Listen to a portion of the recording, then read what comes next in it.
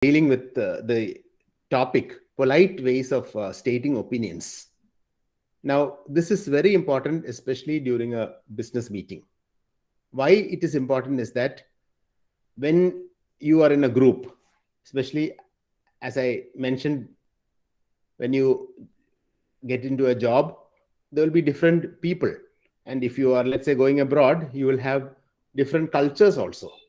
So a person from maybe Africa, a person from from Southeast Asia, a person from Europe might be there along with you. So it's very important that when you state your opinion, so invariably there will be a business meeting, there will be meetings that you will have to hold. As I said, sometimes you may have to chair a meeting at a later stage, but whatever it is, you need to speak politely.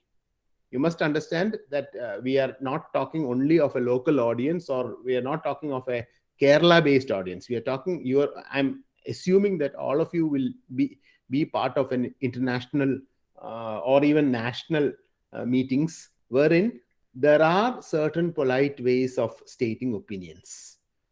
Now, these opinions may differ.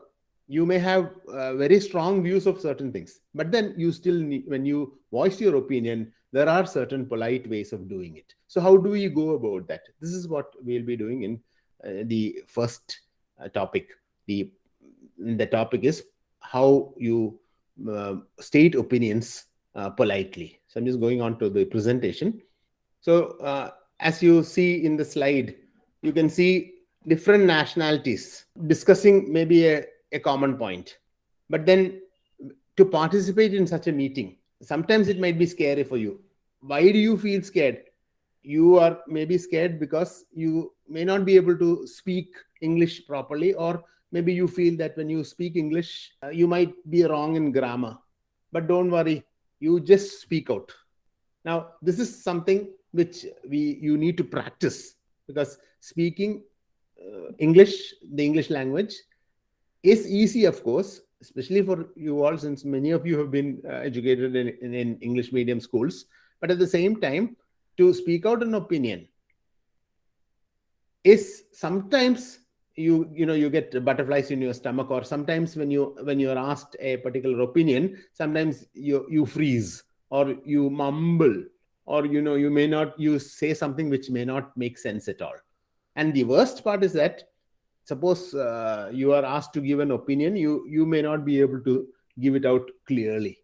So that because you are not able to speak or explain it crystal clear, people sometimes may not understand you, and thereby your opinion is sort of wasted, or your opinions are sometimes ignored.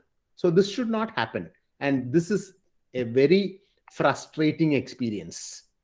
So making people understand your opinion is an essential business skill. So this is something that you really need to master. So what are certain things, or how do you state certain opinions?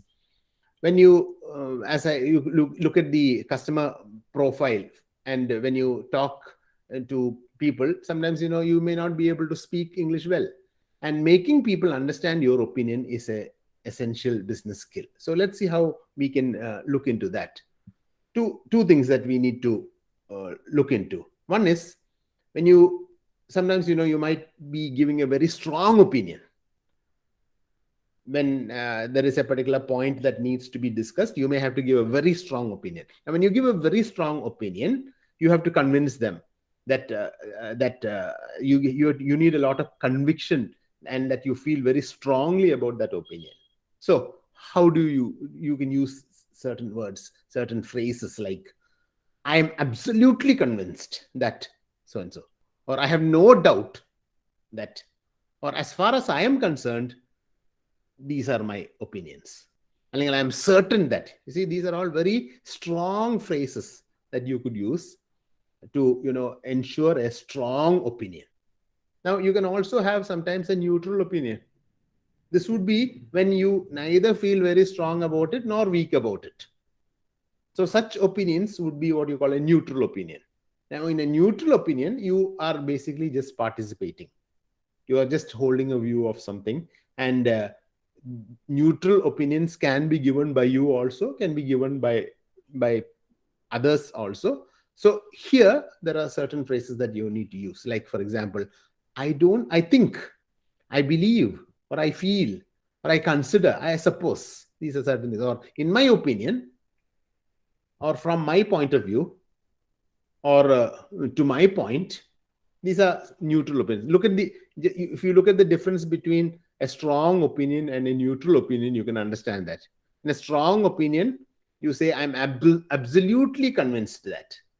Whereas in a neutral opinion, you say, I think, or I believe. This is a neutral opinion, or from my point of view, or to my mind.